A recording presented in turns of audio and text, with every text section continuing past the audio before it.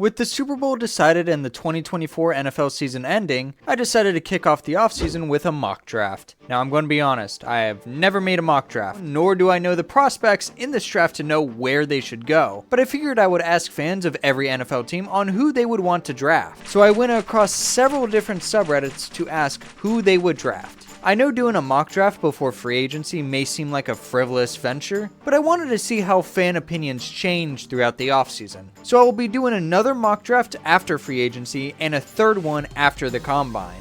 But let me lay out the rules for this mock draft. I asked each subreddit which player they would prefer to draft of the available players at their position. The most popular answer would be considered the pick. There won't be any trades in this mock, nor will there be any in the future ones. It would be too difficult to coordinate, so I'm just not going to bother. But before I get into what fans selected for their teams, please leave a like and sub. I'm trying to grow this channel, so any little bit helps. Anyway, on to the picks. With the first pick of the fan mock draft, the Tennessee Titans select Cam Ward, quarterback, Miami. The Titans need a whole lot of help for their team. After a bunch of failed free agency signings and not great drafting, they have very few great players on their team. There were a few comments wanting to draft a non-QB like Abdul Carter or drafting the other QB in Shedeur Sanders, but it was a pretty unanimous decision to go with Cam Ward. Cam Ward has a higher ceiling than Sanders since he is far more athletically gifted, but Sanders is more technically sound and is more accurate than Ward.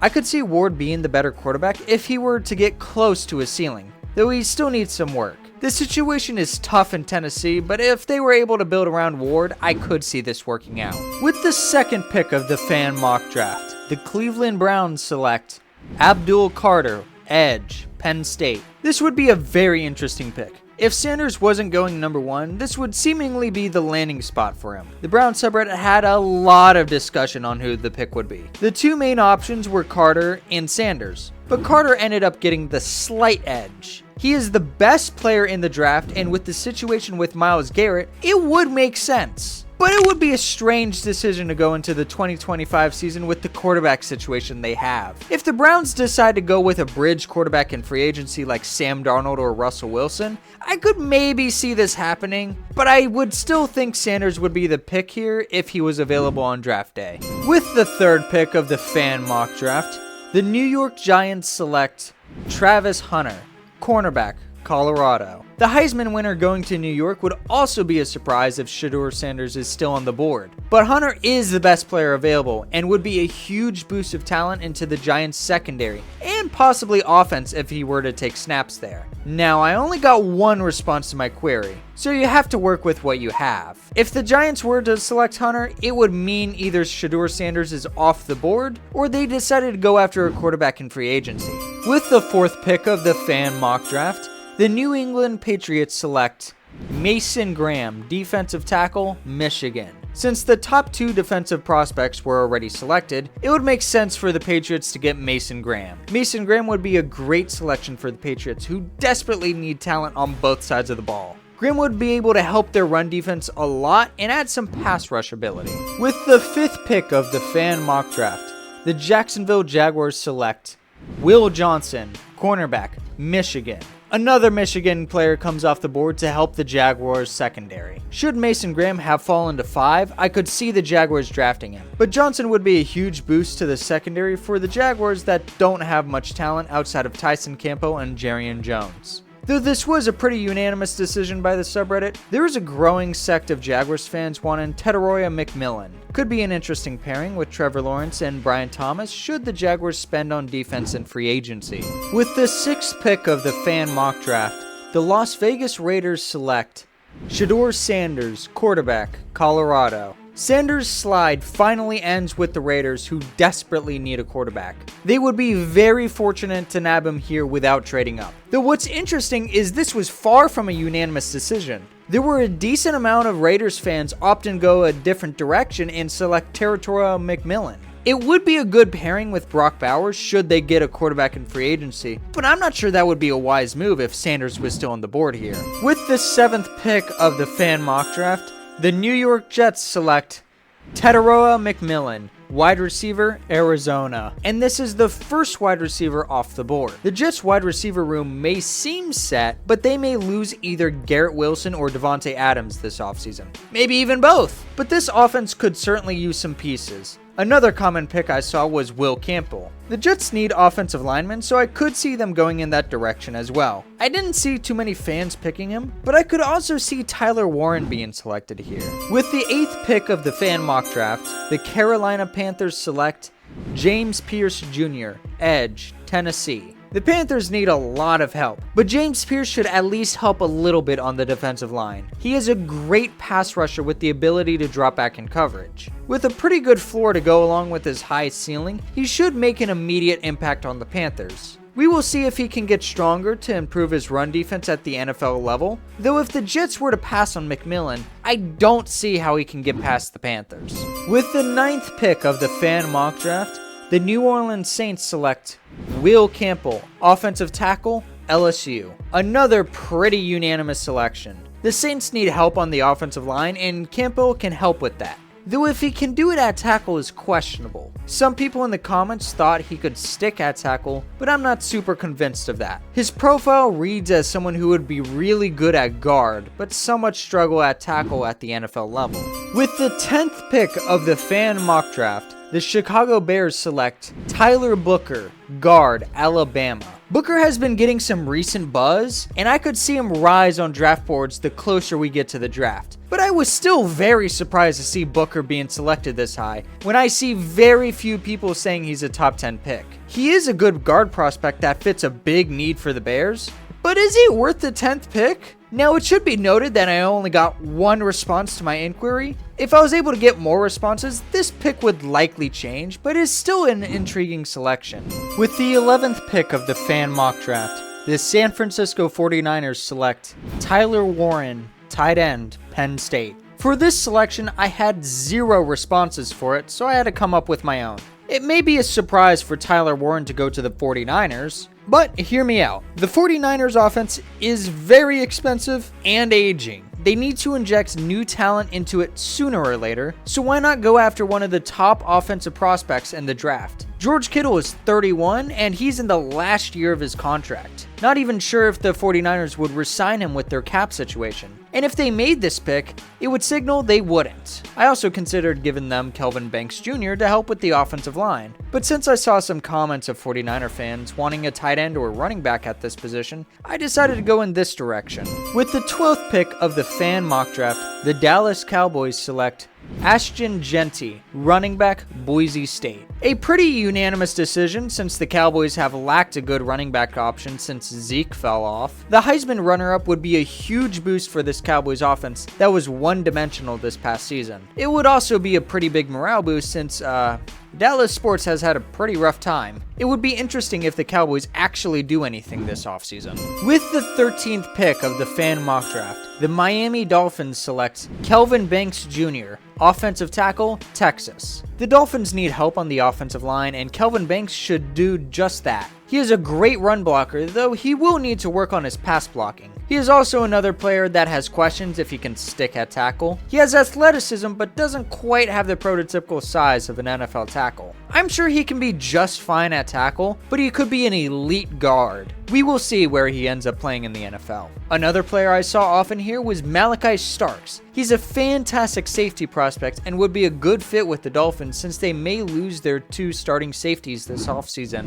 With the 14th pick of the fan mock draft, the Indianapolis Colts select Malachi Starks, safety, Georgia. Well, speaking of Starks, he is the next pick. He is a very versatile DB, which allows for a wide range of use cases. He has great ball skills, which allows for big playability. Now, he may not be great in man, but he isn't playing corner, so that shouldn't be a huge issue. The Colts need help in their secondary, and Starks is a great fit for them. Though, should Tyler Warren fall out of the top 10 for whatever reason, this is the furthest I see him fall. Though I wouldn't be surprised to see Loveland drafted here either. With the 15th pick of the fan mock draft, the Atlanta Falcons select Mike Green, edge, Marshall. Mike Green is the 3rd edge to come off the board. Honestly, if he was just a little bit bigger, he would easily be a top 10 pick. He is a high energy pass rusher that has a wide variety of moves he can use to get off blocks quickly. Let me just read one of his so-called weaknesses from NFL.com. Plays so hard he occasionally runs out of gas. That is the kind of player the Falcons would be getting in this mock draft. Really, his only main weakness is that he has small arms and is a bit small for an edge. But it's worked out for Aiden Hutchinson, so I don't see why it can't work out for him. With the 16th pick of the fan mock draft, the Arizona Cardinals select Kenneth Grant, defensive tackle, Michigan. A common theme I saw in the comments is that Cardinal fans really want D-tackle. Kenneth Grant, of course, was their pick, and it makes sense. He's a big space eater that will be a boost to their run defense, which ranked 20th in total yards. Grant likely won't be much of a pass rusher at the NFL level, but he might possibly free up other pass rushers to get to the quarterback. That's if the Cardinals can get any pass rushers. With the 17th pick of the fan mock draft, the Cincinnati Bengals select Walter Nolan, defensive tackle, Ole Miss. And off comes another defensive tackle. The further you go down the board, the less unified the picks become in the comments. But of course, Nolan won this selection. Good fit too. The Bengals need help in the trenches. Trey Hendrickson is in his final year, and the Bengals need to find ways to bring in cheaper talent on the defensive line. Though Nolan doesn't play the same position Hendrickson does, he does offer some pass rush ability. He's very twitchy and explosive, and if he can develop some more pass rush moves, he could turn into a very good player. With the 18th pick of the fan mock draft, the Seattle Seahawks select Armand Menbu, offensive tackle, Missouri.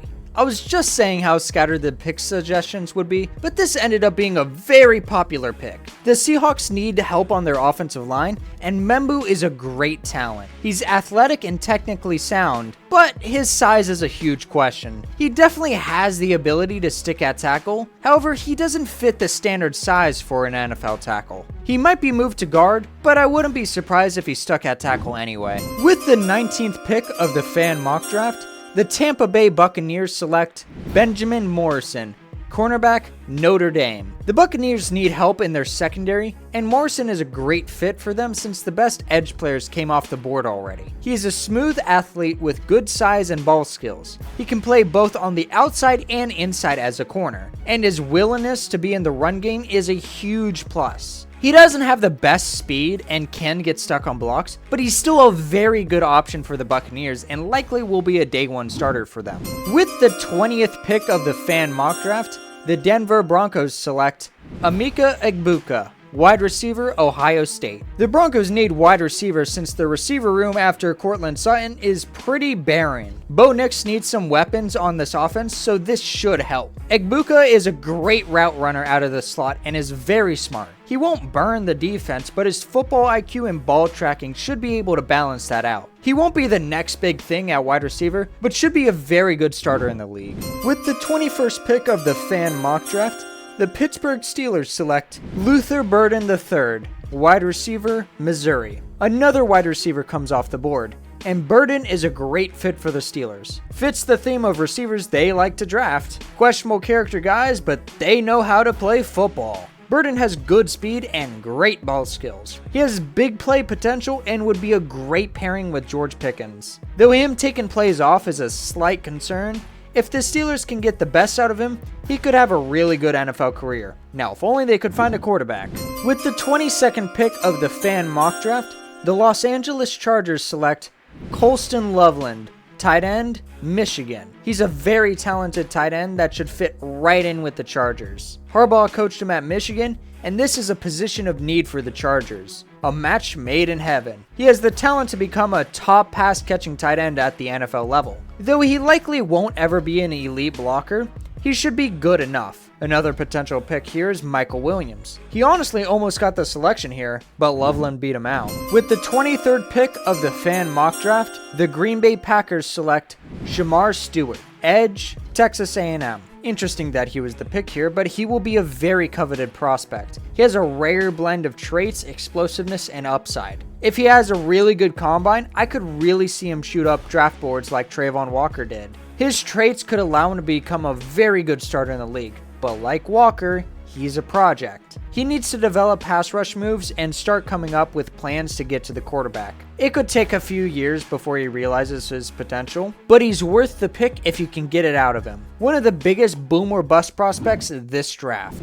With the 24th pick of the fan mock draft, The Minnesota Vikings select Ariante Ursary, offensive tackle, Minnesota. Ursary stays in state in this mock draft. He's a well-balanced tackle that can both pass block and run block pretty well. He can also stick at tackle depending on the team that drafts him. In this case, I could see him sliding to guard after Darisaw comes back from injury. He probably won't be a top tackle in the league since he has average athletic ability, but still should be a solid starter. With the 25th pick of the fan mock draft, the Houston Texans select Gray Zabel, guard, North Dakota State. It may seem surprising Zabel goes this early, but his impressive Senior Bowl performance is grabbing a lot of attention. He was easily one of the best performers out there, and he's given himself a real chance to be selected in the first round. If he falls out of the first round, he's definitely going in the second round. He's played every position on the offensive line, but he will likely play on the inside of the line at the NFL level. He has short arms, but has very good size to be a guard. He needs a little more polish,